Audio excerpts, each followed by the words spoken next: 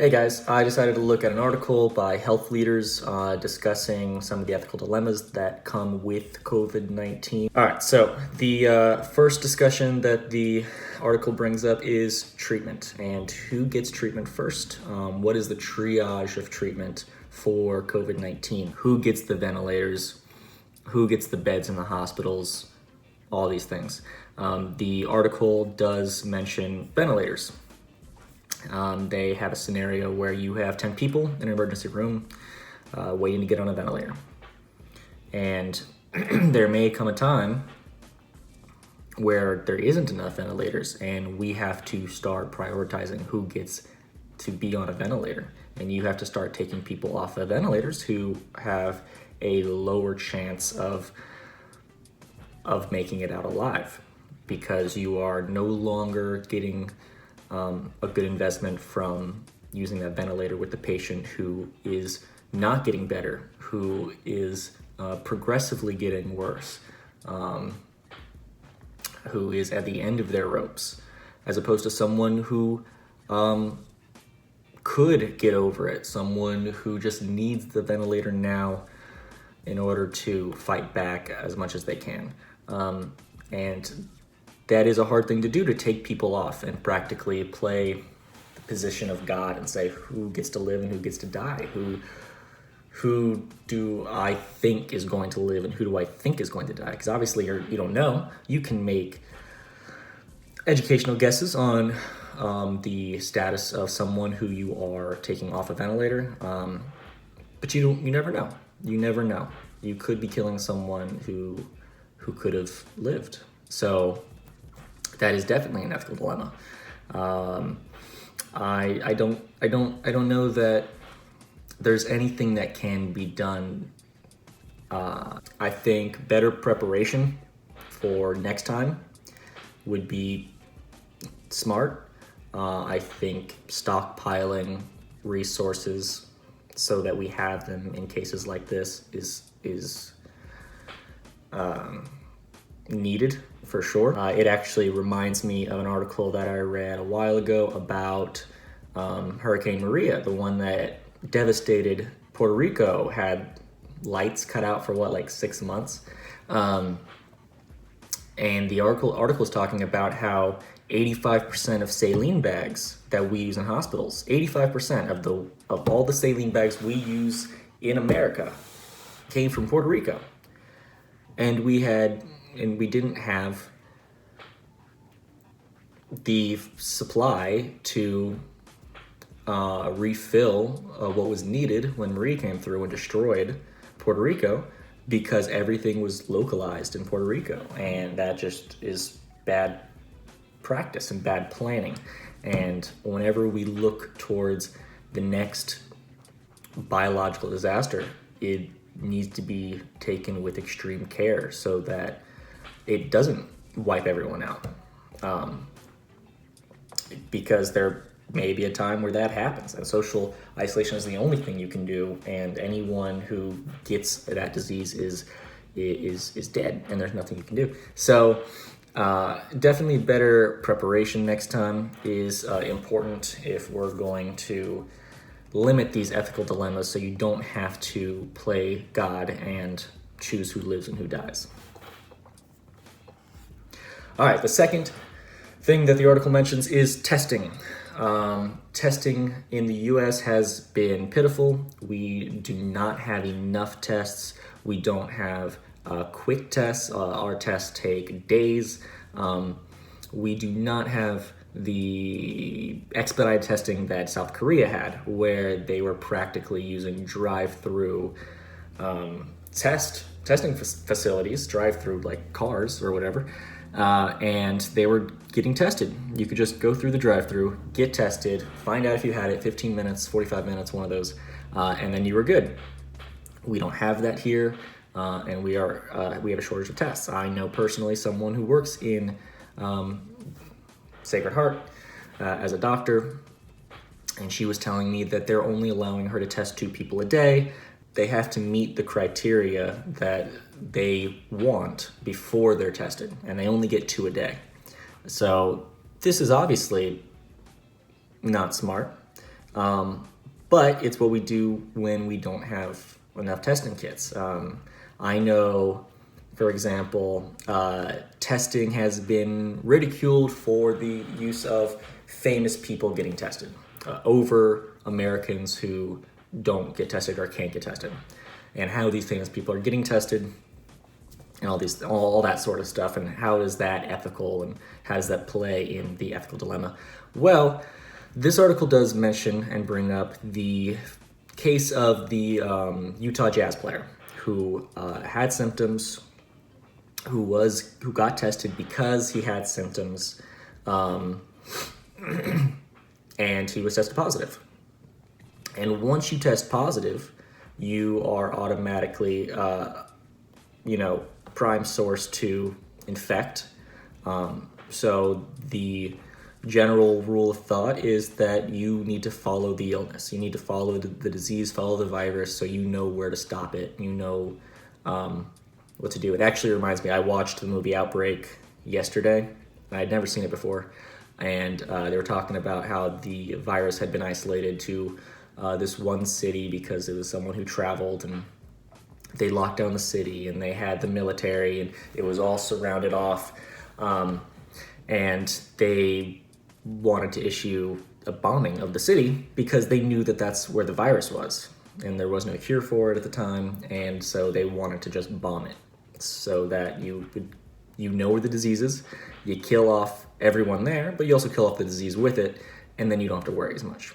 Obviously, that wouldn't happen. Ethically, that would be not the best, but it is an example of an extreme version of following an illness. But that was their idea, is, okay, now that this person has tested positive, let's test the people who we think are going to test positive, the people who are near him and around him. So the players that he plays with, the players that he plays against, all these things can go into finding and controlling and consolidating an illness to a certain location.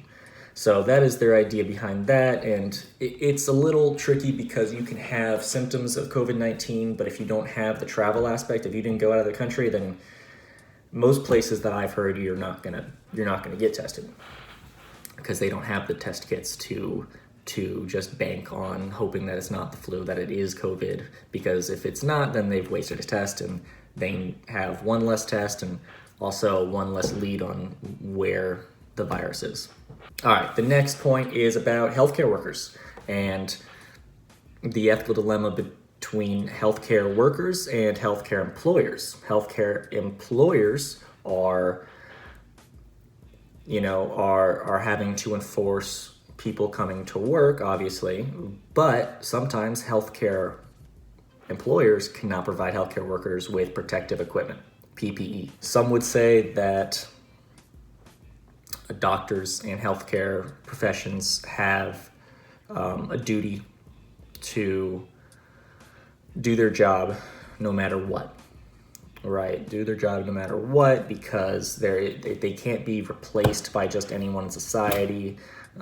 They have had so much put into them by teachers and banks giving them student loans and all these different things that have to go into giving you an education and making you a doctor. All these things are ways to say, oh, this person has an obligation to work in this field because this is the field they chose. This is what they wanted to do. Now they have to sleep in the bed that they made. It's the same argument that goes to cops killing innocent people. You have people who defend the cops and say, well, he was or she was afraid for their life. They are in a dangerous position every day, which is true. And then you have the other side who say, yeah, we agree, but it's the job that you chose. It's the job you understood the risks of before joining. It's the job that you decided to make your career. So you have to be that hero. You have to be that person who is fearless. Which is, it's an interesting thought. Ethically, I don't know that it is illegal to force your patients into work without PPE, especially since this time is so unprecedented. Obviously, it's not unprecedented because it's happened before. We've had outbreaks, but the extent of this one has been greater than any one in recent years that anyone alive has experienced. Right? The original SARS didn't infect like this one did.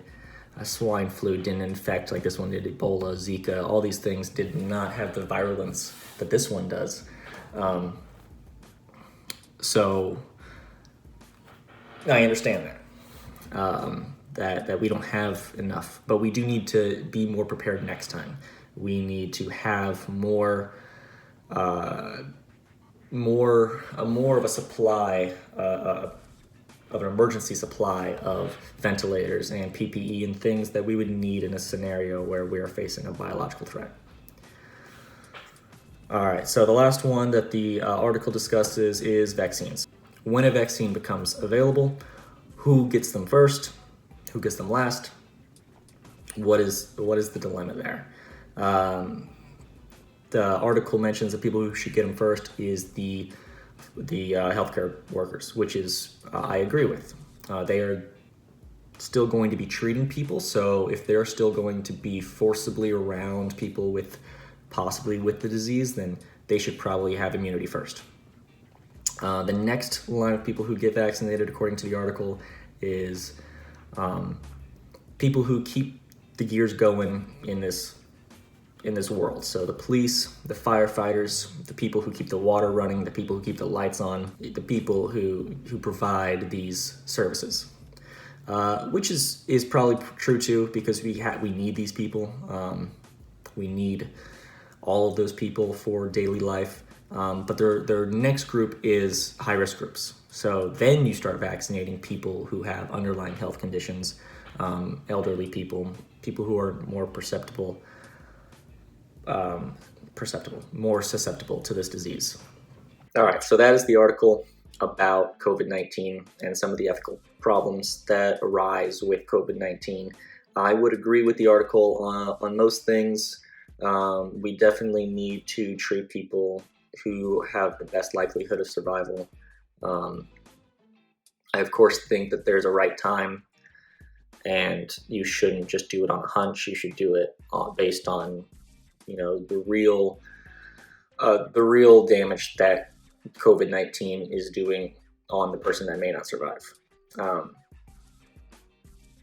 It's hard to play that position of who gets to live and who gets to die, but it is it's a necessary one in this time. My thoughts on the testing are also in line with the article. I think it's important to know where the disease is. So I understand the NBA analogy, or an example. Not really an analogy. It actually happened. I understand it. I do think that famous people, it's easier for them to get tested because they're famous. So there's been people who don't have any symptoms who are famous who have tested, and maybe they've had travel, recent travel symptom, but I do think it's easier for them to get treatment than it is or to get tested than it is for the normal American, which is not right. I think it's morally wrong, perhaps ethically wrong, if these famous people are only getting tested because they're famous and not because they have actual symptoms. But either way, I think we do need to follow the disease, know where it is, know where it's headed, and all that kind of stuff in order to stop it. Their stance on healthcare workers is a really hard one. I think that I'm on the side of it's the field you went into. So it's an obligation, it's a duty for you to fulfill that. you're not given the necessary protection from your employer that you're needed. So I don't think legally they can force employees to work if they're not able to provide. But yeah, that's a hard one. I would say that if it's possible, isolate people who are, even healthcare workers who are have underlying health conditions or are elderly. And then when it comes to vaccine, I agree with the triage of the vaccine that the article lays out. I think it's important that healthcare workers are the first to get it, and then I do think it's important for people on the ground who run things like water and electricity and police and firefighters. I think all of them are very important. And then you want to look at the high risk groups. All right, so that was my review of the article. Let me know what you guys think, if you agree with me, if you disagree with me. But I'm excited to read your responses. All right, bye.